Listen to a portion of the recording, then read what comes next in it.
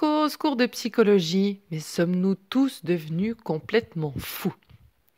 Cela fait déjà pas mal de temps, je dirais même presque plusieurs siècles, que la philosophie d'abord et la psychologie ensuite, mais également la médecine, se posent les questions suivantes. Qu'est-ce qui relève de la normalité et qu'est-ce qui relève de la pathologie? À quel moment peut-on dire que quelqu'un est pathologiquement atteint? Ça veut dire quoi être normal? Eh bien, peut-être que vous avez votre propre avis. D'ailleurs, je vous propose de faire l'exercice et de vous poser la question, est-ce que je suis normale? Est-ce que je peux définir la normalité? Ou est-ce que j'ai potentiellement une pathologie ou je dois faire face à une pathologie?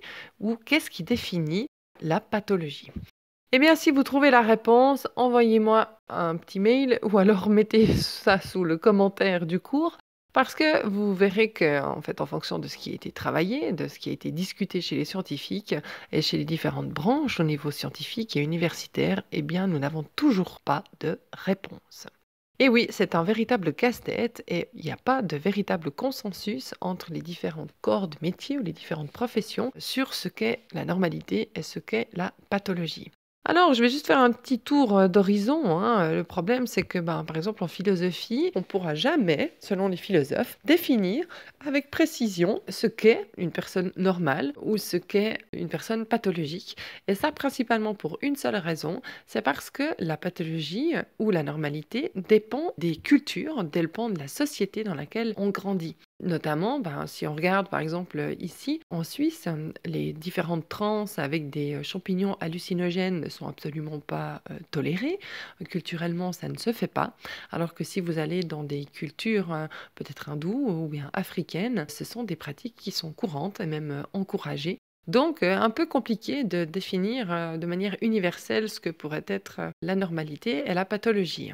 En médecine, là encore, la médecine moderne, même si l'OMS est en train de revoir un peu les définitions de la santé, de la pathologie, de la normalité, c'est difficile en médecine de pouvoir dire ceci est normal, ceci ne l'est pas. On a de la peine à trouver des définitions, un consensus qui serait vraiment satisfaisant pour tout le monde. On peut décréter à un certain moment donné qu'un corps sain ou une personne saine a certains éléments ou certains facteurs qui fonctionnent bien ou qu'il y a une absence de dysfonctionnement, mais ça reste extrêmement flou de savoir ce qu'est une personne normale ou une personne saine.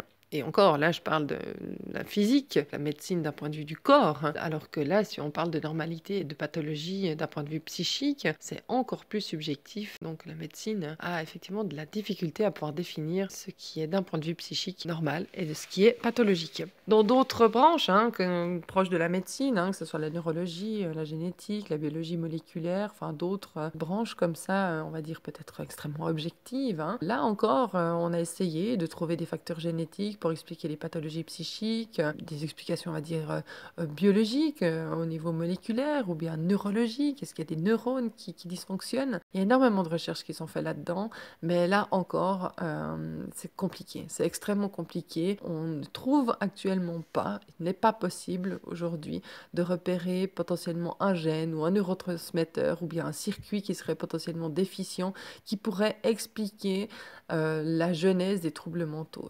En psychologie, impossible de tracer une ligne claire entre ce qui est normal et pathologique, donc ça c'est clair. On a essayé de faire des tests pour toutes les pathologies, on a fait des expériences là-dessus, on a validé des tests comme étant compétents, donc beaucoup de psychologues vont utiliser des tests, ou en psychiatrie on va utiliser des tests pour pouvoir définir votre type de pathologie, à quelle intensité elle se manifeste, etc. Mais là encore, énormément de critiques par rapport aux tests. Les tests, ils peuvent vous dire en fait avec une assez bonne précision où se situe un individu au sein d'un groupe, d'autres individus de référence qui auraient des pathologies similaires, ou bien de vous donner un écart par rapport à une moyenne ou des choses comme ça.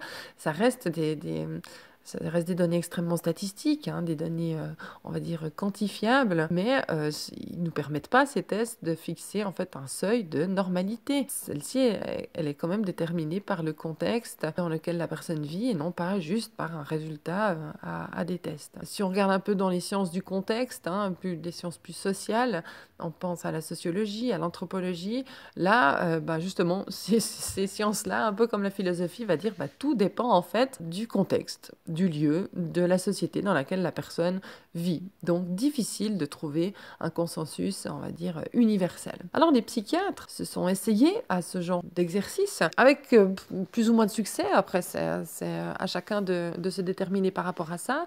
Mais ce qui est clair, c'est qu'en tout cas, la psychologie a souhaité se mettre au même rang que les autres sciences, et notamment au même rang que la médecine. Durant tout le XXe siècle, elle a vraiment bataillé pour avoir ses lettres de noblesse dans le milieu des sciences.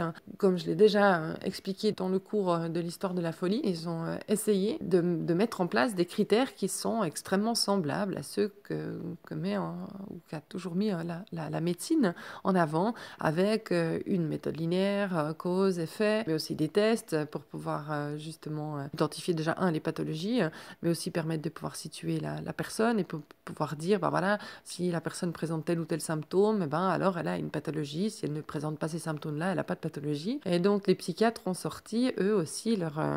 je dis eux aussi parce que les médecins ont en fait leur bible de tous les troubles qui est dans le CIM, ce qu'on appelle la classification internationale des maladies, qu'on abrège par CIM. Donc les médecins ont leur bible, les psychiatres ont aussi leur bible, qu'on appelle le fameux DSM, qui est très souvent très très critiqué, et dans lequel on trouve effectivement des critères qui permettent de poser un diagnostic de trouble psy.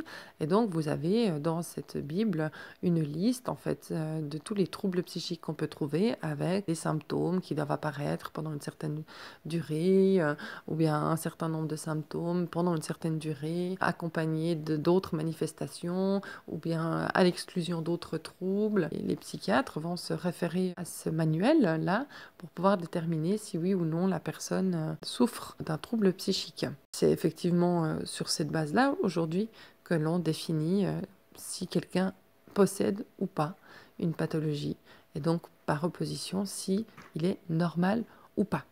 Je vous invite, si vous êtes intéressé par rapport à cette problématique de définition de la normalité, de la pathologie, à regarder un petit peu sur le net ces problématiques-là, ou à lire le livre qui a été fait par Allen France, qui est un ancien directeur de recherche pour la constitution même du DSM, mais le DSM numéro 4, aujourd'hui on en est au DSM numéro 5, qui s'appelle « Sommes-nous tous des malades mentaux ?», qui revient effectivement sur cette problématique de normal et pathologique, mais aussi pour être peut-être plus neutre, objective ou impartiale dans cette problématique, de regarder aussi le manuel, le DSM et l'association de psychiatrie, et de voir quels sont les avantages, selon eux, d'une telle classification des troubles psychiques.